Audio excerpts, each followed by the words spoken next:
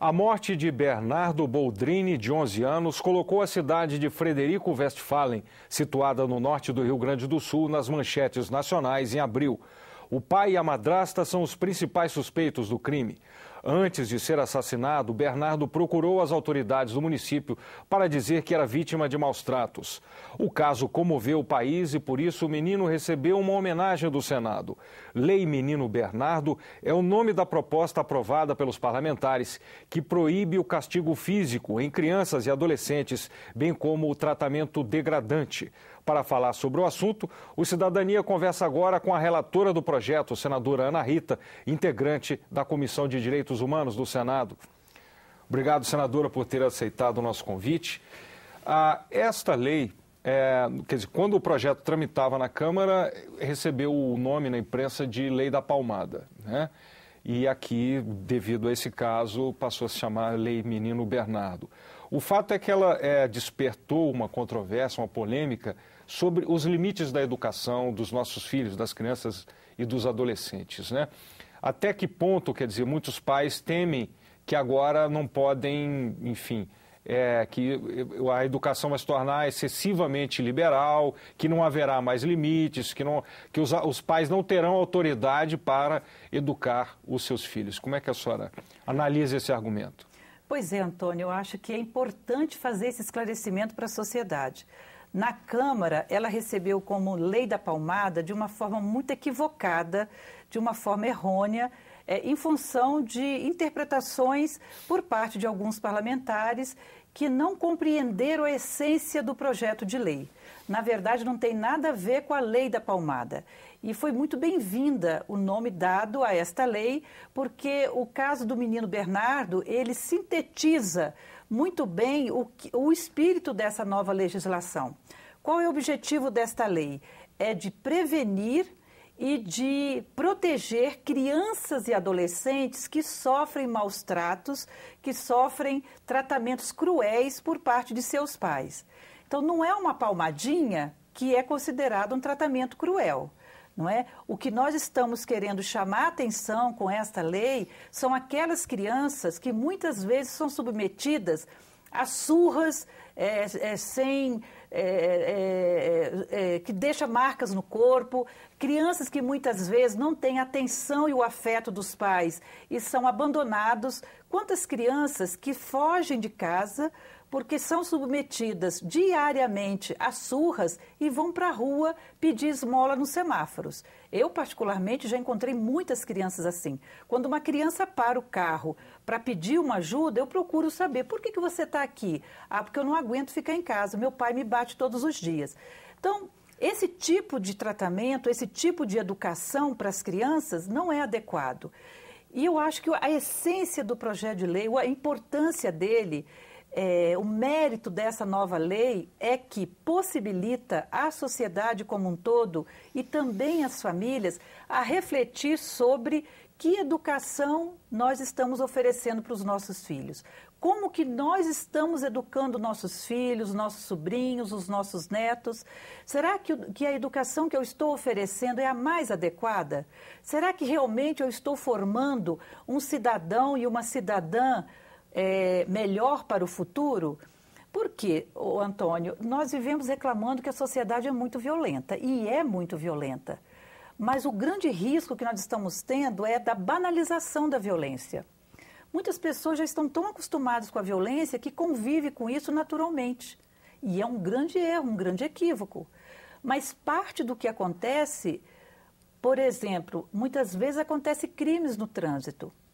Porque as pessoas estão muito intolerantes. Se alguém buzina do lado, o motorista já reage de forma violenta. E a senhora acha que isso também, quer dizer, vem de casa, as pessoas estão acostumadas à própria violência, vamos usar esse termo, que muitas vezes, então, a palmada, no seu entender, não é a expressão da violência. Mas o castigo físico que muitos pais impõem a seus filhos podem gerar um adulto violento no futuro, resumindo, é isso, a senhora? Sim, com certeza. E acho que é importante fazer a diferença. Existem métodos educativos que são normais, são naturais e são aceitáveis. Por exemplo? Por exemplo, inclusive uma mãe me perguntou, lá do meu estado, moradora de um município do interior, quer dizer que agora eu não posso mais colocar o meu filho na cadeirinha? Colocar o filho na cadeirinha ou colocar no cantinho do pensamento é um método pedagógico de educar a criança. E aí a lei não fala disso. A lei não entra nisso aí. Isso aí é um método pedagógico. Às vezes você um tapinha na mão porque pegou em algo que não poderia pegar. Não é isso que nós estamos nos referindo. Agora, uma surra na criança, mesmo de palmada, mas uma surra que deixa marca, ou de correia, isso sim, isso acho que e quando é muito permanente, isso traz traumas psicológicos para a criança. Então, eu acredito que os pais precisam refletir sobre isso e saber até onde vai o seu processo de educação, a forma como ele educa. Tá.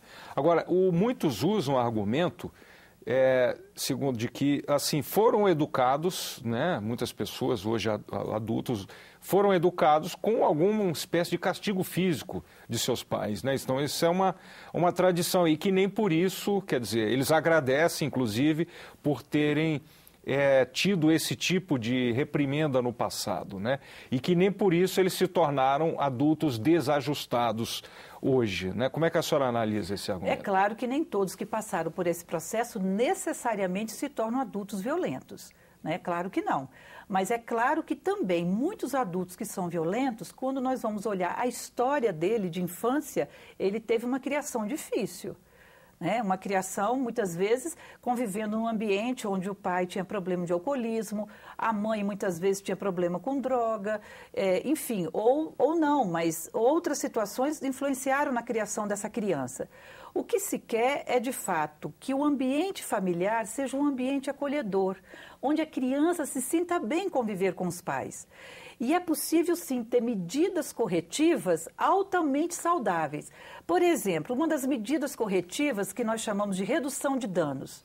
Se uma criança fez uma má criação, né, se comportou de forma agressiva e espalhou todos os brinquedos dentro de casa, qual seria a medida que os pais podem adotar, que é uma medida corretiva de redução de danos? Fazer com que aquela criança junte todos os brinquedos e coloque no lugar certo.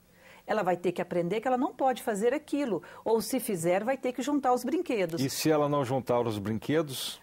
Mas aí os pais vão poder, não precisa bater, não há necessidade, ela vai ter que dialogar com essa criança e explicar por que os brinquedos não podem ficar espalhados dentro de casa.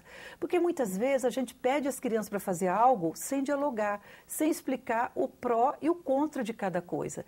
Eu acho que os pais têm muito essa tarefa. Sabe por quê, Antônio? Eu acho que nós vivemos numa sociedade onde os pais também trabalham fora. O pai trabalha fora, a mãe trabalha fora. Os pais chegam em casa muitas vezes já cansados, estressados, e não tem mais paciência, não tem tempo de conversar com os filhos. Então, acho que é isso que precisa ser revisto também. Tem que ter paciência, tem que ter tempo, tem que destinar um tempo, porque muitas vezes também fica só a mãe com essa responsabilidade. O pai ele acha que não é obrigação dele fazer esse tipo de diálogo, de conversa, compete só a mãe. Então é preciso... E a mãe hoje em dia trabalha fora também. A mãe trabalha fora. Então, assim, as famílias contemporâneas, elas vivenciam situações também muito diferentes de famílias de alguns anos atrás, né? Hoje, a dinâmica de vida leva as pessoas a assumir muitas tarefas fora de casa e tendo, né, menos tempo para conviver com seus próprios filhos. Então, os pais sentarem com essa criança, fazer as tarefas da escola, orientar, conversar. E uma outra coisa também, os meios de comunicação, em alguns programas passados pela televisão, também estimulam a violência. Eu vou citar aqui um exemplo, se me permite. Conversando com uma pessoa que trabalha comigo, ele tem uma filha de 7 anos que estuda em uma escola aqui do DF, uma escola bem conceituada, inclusive. E a professora aplicou uma técnica com as crianças, uma turma de 20 crianças. E a pergunta era assim: o que você gostaria que fosse mudado na escola? Das 20 crianças, 15 responderam que não tivesse violência na escola. A professora, o conjunto de profissionais, de educadores, ficaram preocupados. Mas como? O que está acontecendo na escola que a gente não percebeu e as crianças apontaram isso? Quando eles foram conversar com as crianças, As crianças disseram, é porque fulano bate em mim, cicrano puxa meu cabelo. Então, eles querem mudar esse comportamento. Quando eles foram perceber quem puxa o cabelo da criança ou quem bate, eles disseram, lá em casa, papai assiste filme de violência. A outra, porque lá em casa acontece isso. Mamãe me bate, tipo assim. Então, chegou-se à conclusão, nessa reunião de pais, que foi feita para justamente avaliar o comportamento das crianças, de que a educação dentro de casa, ela está realmente influenciando no comportamento da criança na escola. Então, não é a escola... E dos meios de comunicação de massa, né? Quer dizer, a criança via o pai assistindo a filmes violentos e passou a achar isso natural, né? E aí você tem isso no videogame, você tem isso, as crianças hoje têm muito acesso à internet, a joguinhos na internet. Eu acho que os pais precisam observar que tipo de programa, que tipo de jogos as crianças estão utilizando. Acho que isso também é importante ser observado. Eu não sei, a senhora tem números sobre número de crianças e adolescentes vítimas de violência? Existe algum dado assim? Tem um estudo, Antônio, da Unicef, que aponta que em 35 países pesquisados, 75% de crianças entre 2 e 14 anos já sofreram algum tipo de violência. Tá. Violência quer dizer que possa ser caracterizada como um castigo excessivo. Que aí envolve tudo, a violência sexual, a violência física, a violência psicológica, são todas violências que nós condenamos, né? Que é condenável. Não é apenas um gesto, uma atitude de dar um tapinha na criança, né? Mas é isso que precisa ficar bem claro, né? Que essa distinção. Agora, vamos falar assim sobre a aplicação da lei. Na prática, como é que, ou seja, quando uma criança é vítima de violência, o que vai acontecer? Quem é que vai fiscalizar, enfim, aplicar? Quais são as sanções previstas nessa lei? Pois é, toda criança que sofre algum tipo de violência, pode ser os membros da família procurarem ou o Conselho Tutelar da cidade, ou ligar para o Disque 100 do governo federal, ou pode ser o vizinho que identifica esse tipo de caso.